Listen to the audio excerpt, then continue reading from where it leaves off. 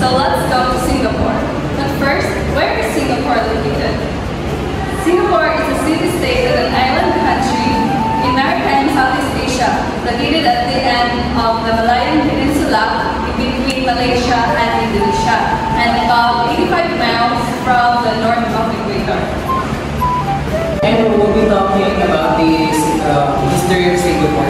Singapore has a rich and fascinating history that spans throughout centuries. So here is the highlight of the history of Singapore. We have here the early history. We have the ancient times. The island was originally inhabited by fishermen and pirates and served as an outpost for Sumatran Empire of Sriwijaya. And it was known by various names, including the Temasek and Tomasek, which means sea town in Japanese. And then it's perceived the Chola Empire.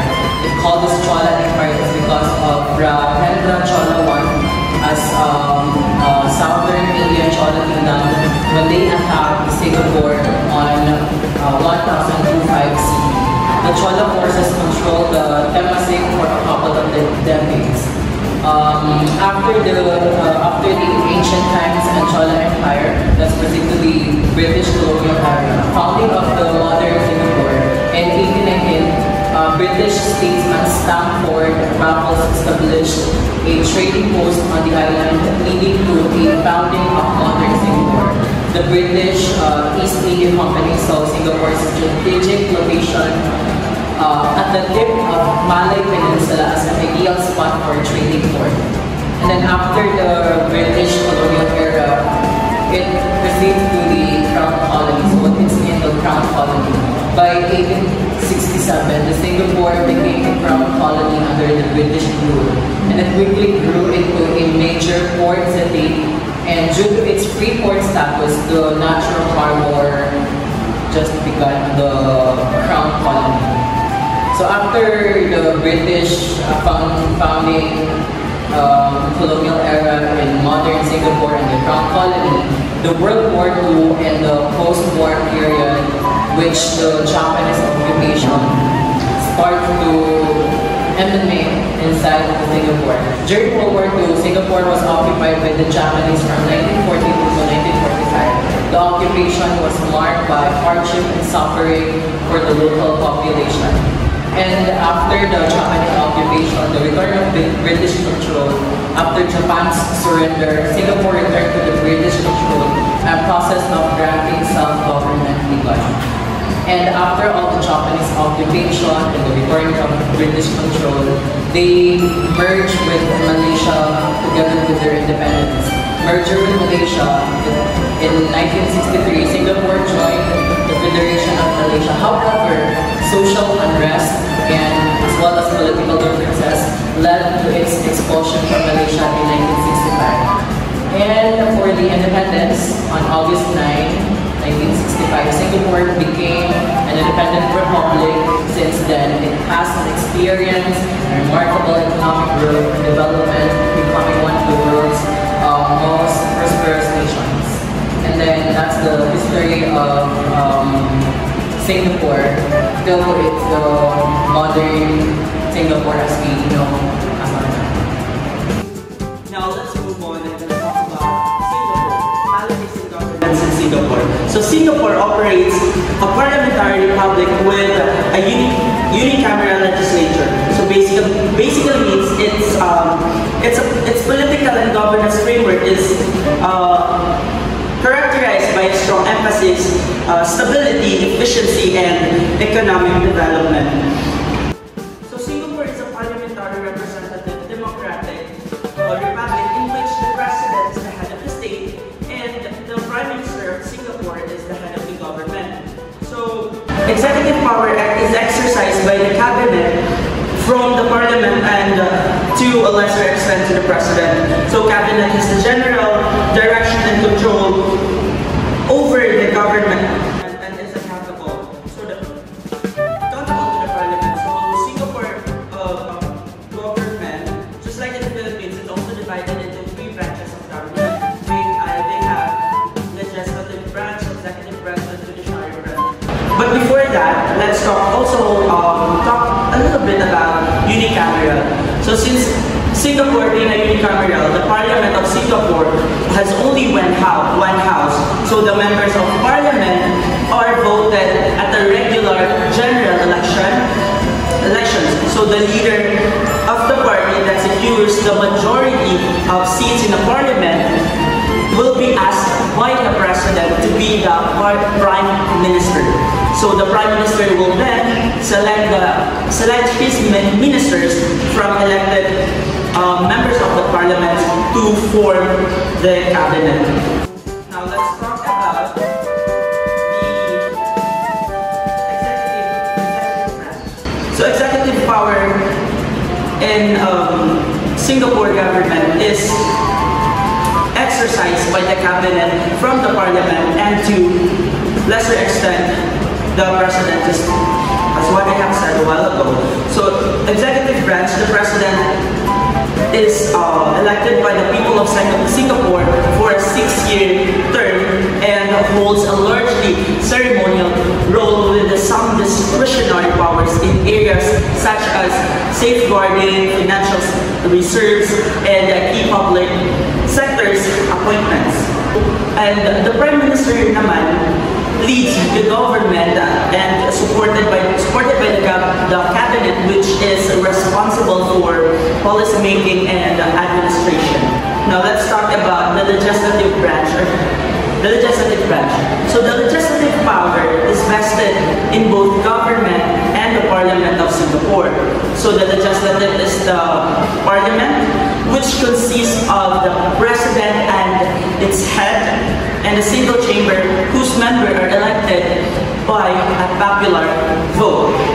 The role of the President as the head of the state has been historically largely ceremonial, although the Constitution was amended in 1991 to give the President some veto powers in few decisions, such as the use of national reserves and the appointment of key judiciary, civil service, and Singapore Armed Forces posts. So they also exercise powers over civil service appointments and national security matters.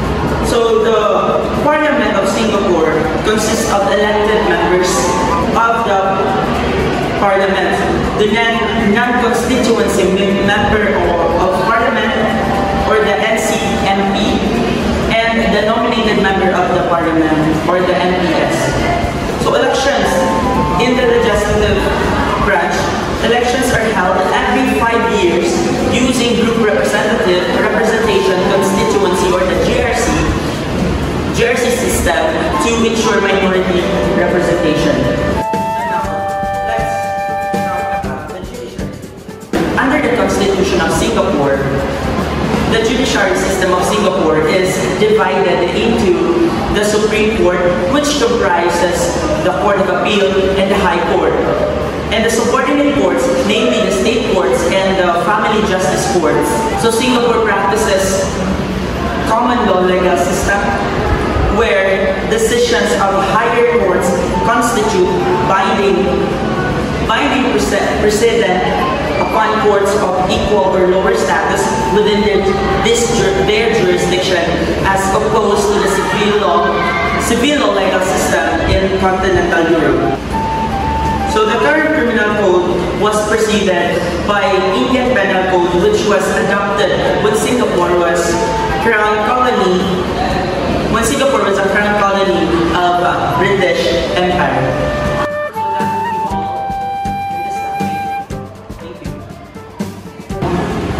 So let's talk about now the political ideologies of Singapore. So since its independence in 1965, the People's Action Party, or the PAP, has dominated the political landscape, influencing the country's governance and policies. So the following are the key aspects of Singapore's political ideologies. First is the pragmatism. Singapore's leaders prioritize practical and results-oriented solutions over ideological purity.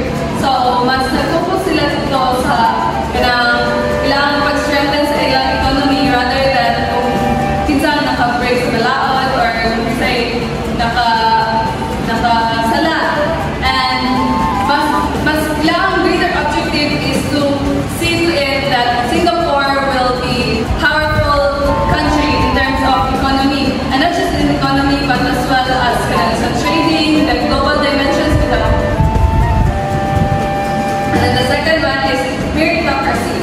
Meritocracy is a cornerstone of Singapore's governance, where advancement is based on talent and ability of one person rather than his backgrounds or connections.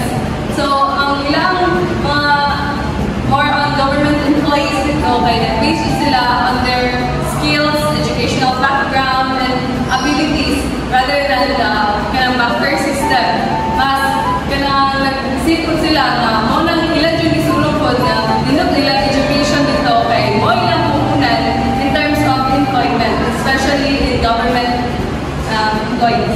So the third ideology of Singapore is communitarianism. So it emphasizes the collective good over individualism. So ang Singapore mas na-focus sila sa collective good or the good for all people rather than individual good. Same sa pragmatism nga, mas i-prioritize nila ang whole na strength sa ilang economy rather than strictly looking for those people nga kinsay nakasalat, kinsay naka-break sa law.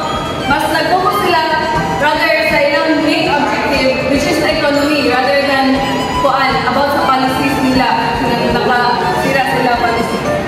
And then the fourth one is authoritarian capitalism.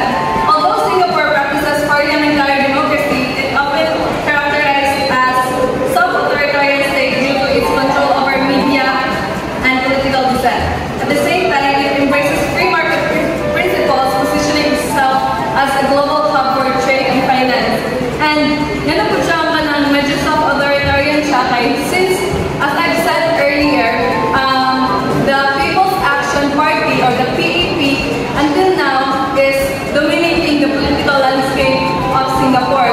And this is not because po na kanang authoritarian rulers na dyan sila, but the people also nagsaling na po sila ato nila or okay na po ang mga Singaporeans kay kanang namang ko rin nakita bitang result in their economy and sa ilang leadership po. Kaya bisan pag medyo authoritarian in terms sa media and political dissent, naman sila nakita na good side po nga silang tanan naka-benefit and mas nidungo pagid ang Singapore since its independence due to People's Action Party. And then multiracialism. To ensure harmony among its diverse population, Singapore promotes multiracialism through policies like the ethnic integration policy in housing and mandatory minority representation in group representation constituencies. So, nag-aim siya nga i-integrate ang different communities and i-prevent ang any racial discrimination kay dagan kaayo og kanang mga nationals from other countries dito sa Singapore nga dito mainly dito nagtrabaho dili dito sila national dito pero agi lang kay more on employment opportunities sa Singapore. Unang i-ensure nila nga wala racial discrimination na mahitabo dito and open for all. And the last one is globalization and trade liberalism. So their global connection emphasizes its interdependence of nations and individuals with interactions spanning economic, political, cultural, technological, environmental, social, and security dimensions. Singapore, wala lang sila na-focus within their state. Nga, mulang ko sila dito, sila lang. And they're also trying to connect to other states. And in fact, sa Southeast Asia kay ang Singapore ang atong gina-consider as kanang Asia's miracle. Kaya so far sa tanang Southeast Asian countries kay nilabaw na kayo ang Singapore since its independence. So that will be all for the political ideologies of Singapore. So let's go to the Singapore's economic. Singapore's economic strength relies on a few key factors and sectors and sources of income. This includes financial services. Singapore is a global financial hub offering banking, insurance, asset management, and fintech services. It attracts multinational banks and financial institutions competition due to its strong regulatory framework and strategic location. Second is trade and logistics. Known as one of the world's busiest ports, Singapore thrives on its maritime trade and free trade policies.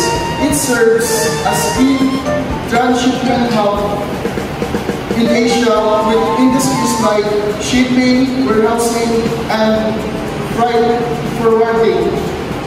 Three is manufacturing.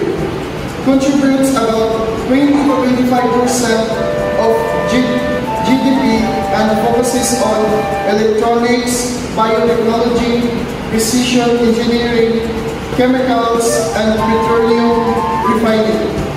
Fourth is technology and innovation. Singapore is investing heavily in digitalization,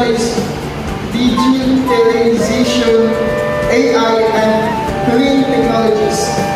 Its role as a hub for startups and R&D drives technological growth. The fifth is tourism. Tourism contributes significantly with attractions like Marina Bay, Sands, Sentosa, and world-class events.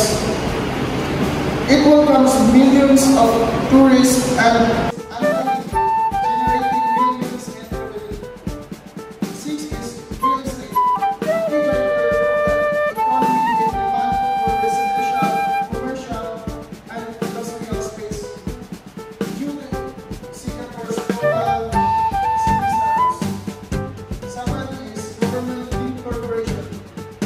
Companies like Temasek Holdings and Singapore Airlines play a vital role in stabilizing and growing the economy.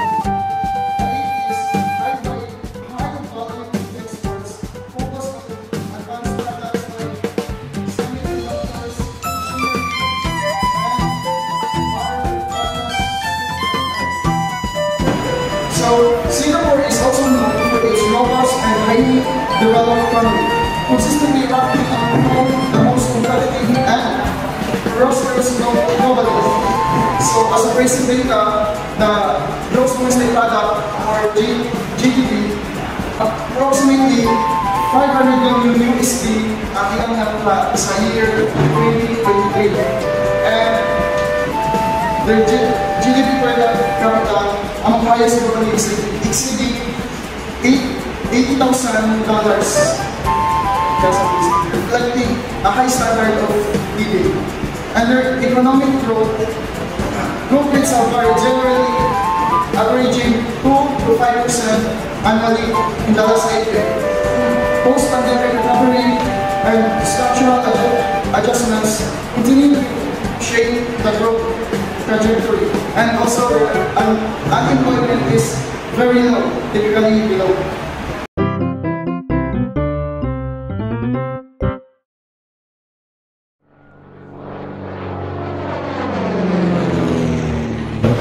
Now we're going to talk about the history of Thailand.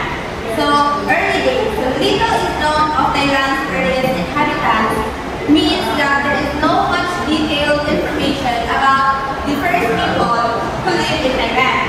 However, by looking at the old places where people live in northwestern Thailand, researchers have found evidence that about 5,000 years ago, there were already growing rice and making things from roads. This shows that even in ancient times, people in this area had learned to farm and make metal objects. So the first people in Thailand were probably divided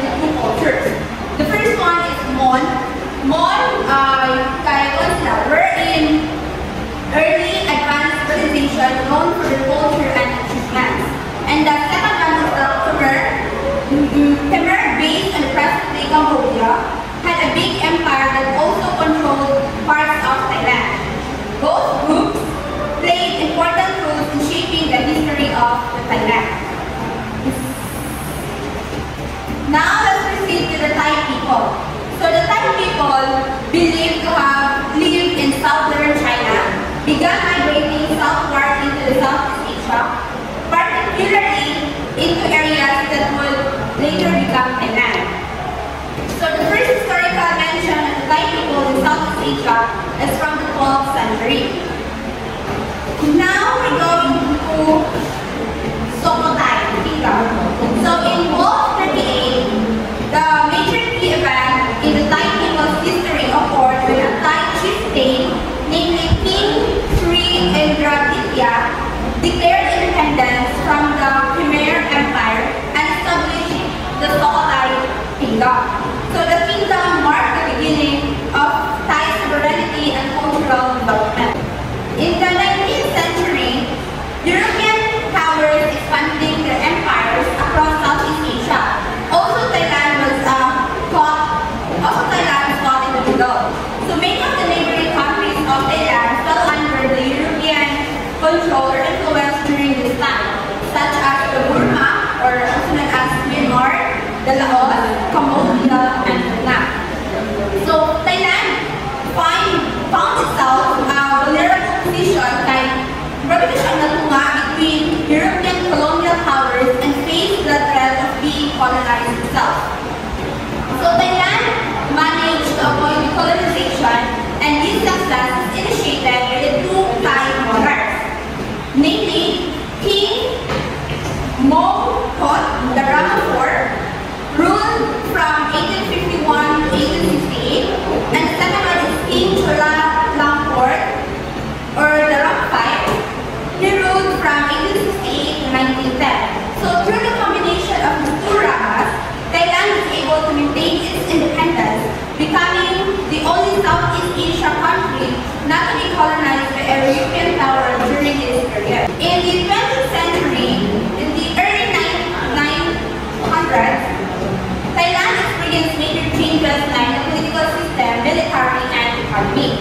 So many of the country's wealthier citizens studied abroad where they were exposed to modern areas. So in 1949, the name Thailand, before the name of Thailand, una niya the name of Siam. So in 1949, the change siya sa Thailand, which means land of the free. It reflected the country's independence and national pride, especially since it was the only country in Southeast Asia to avoid colonization by European powers. So in this time of significant political and social transformation of Thailand, with shifts in governance, modernization, and a redefined national identity. So the last one is this modern era.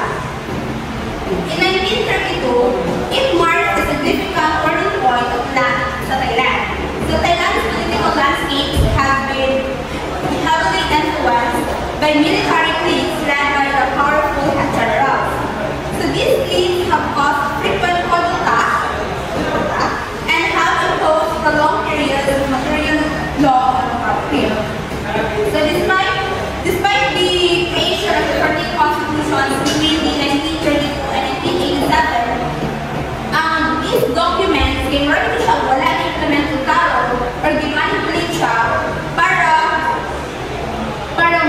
control gapon siya to maintain the military control. So the parliamentary institutions and civilian political competition were sometimes only symbolic with real power remaining in the hands of the military.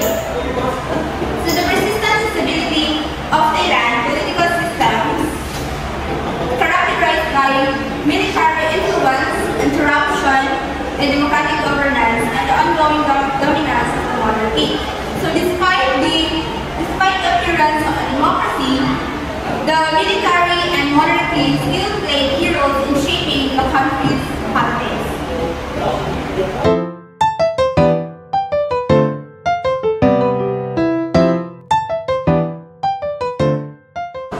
Moving on, let's talk about the political ideology of Thailand.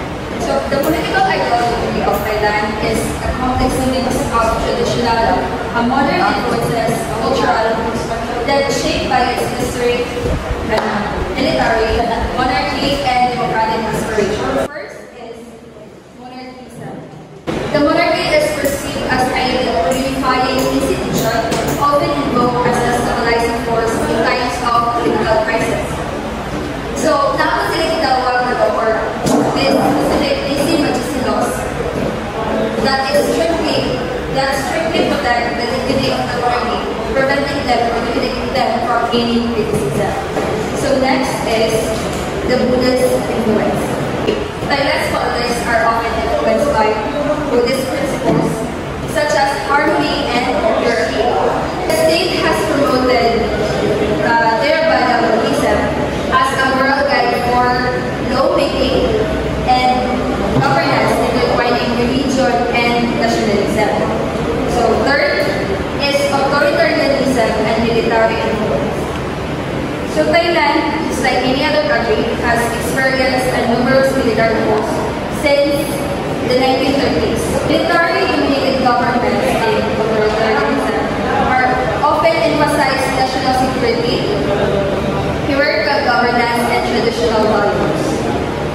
Fourth is the democratic aspirations. So despite its history of military rule, Thailand has also experienced periods of vibrant democratic movements. So we have this constitution, the 1997 constitution, also known as the People's Constitution, reflected a push for greater democracy, human rights, and political decentralization. So the rise of political parties like the Thai Party, led by Thaksin Shinawatra, and subsequent populist movement reflect a desire for grassroots representation and social equity. So the fifth one is the populism. Populism has been a significant force in Thai politics, especially with leaders like Thaksin Shinawatra and his associated parties. Policies focus on rural development, healthcare, and debt relief appeal to the rural, creating a divide between rural and urban elites. This is under populism. So the sixth one is constitutionalism and the rule of law. Thailand has oscillated between democratic and authoritarian institutions, reflecting on the ongoing struggle between competing ideologies. Presidency constitutions, example of the 17th Constitution, has been criticized for entrenching military influence while respecting democratic freedoms. Economic status of Thailand. So Thailand is a newly industrialized country with a relatively strong economy in Southeast Asia. It has a diverse economy that includes agriculture, manufacturing services, and tourism. In terms of GDP, Thailand is one of the largest economies in the region. However, it faces challenges such as income inequality, political instability, and the need for structural reforms. So, the key economic sectors of Thailand are, first is agriculture. Historically, Thailand's economy was heavily based on agriculture. The country is a major producer of rice, rubber, and seafood, and it is one of the world's leading exporters of these products. Agriculture still contributes significantly to the rural economy. For example, Thailand is the world's largest exporter of rice, producing millions of tons annually. Second is manufacturing and industry. In recent decades, Thailand has shifted toward industrialization. The automotive and electronics industries are drivers of its manufacturing sector. Thailand is a significant exporter of automobiles, electronics, and components. Thailand is known as the Detroit of Asia for its large automotive production sector, with major companies like Toyota and Honda having a manufacturing plants there. Third is tourism. Thailand is one of the most popular tourist destinations in the world, attracting millions of visitors annually to its beaches, historical sites, and vibrant cities like Bangkok. Tourism is a crucial part of the economy, contributing significantly to employment and foreign exchange earnings. Popular tourist destinations like Phuket, Chiang Mai, and Bangkok are key contributors to Thailand's tourism industry. Fourth is services. The service sector, including retail, banking, and telecommunications, also plays a significant role in Thailand's economy. The country has a well-developed financial sector with several international banks and financial institutions operating in the region. Example, Bangkok is a regional hub for finance and banking, with many multinational companies establishing their Southeast Asian headquarters there. So, next is the main sources of Thailand. So, first is agricultural products. like rice, rubber, cassava, sugarcane, and tropical fruits such as durian, pineapple are the major agricultural exports of Thailand. Next is minerals. Thailand has some natural resources such as tin, tungsten, and precious stones, although these resources are not as abundant as in some other countries. Next is energy. Thailand produces oil, natural gas, and coal, and it's also renewable energy resources. The country is increasingly focusing on sustainable energy sources like solar or wind power. And next is human capital. The workforce in Thailand is another important resource. Education and skill development are growing sectors. They focus on expanding the labor force, technical expertise. Thailand's economic status is a net for traditional agricultural output. It manufactures automotive and electronics and private business abroad. So despite its strong economic growth, it faces challenges like political instability and social inequality. The country's resources range from natural agricultural products to energy and human capital, which contribute to its dynamic economic growth. And that would be all. Thank you.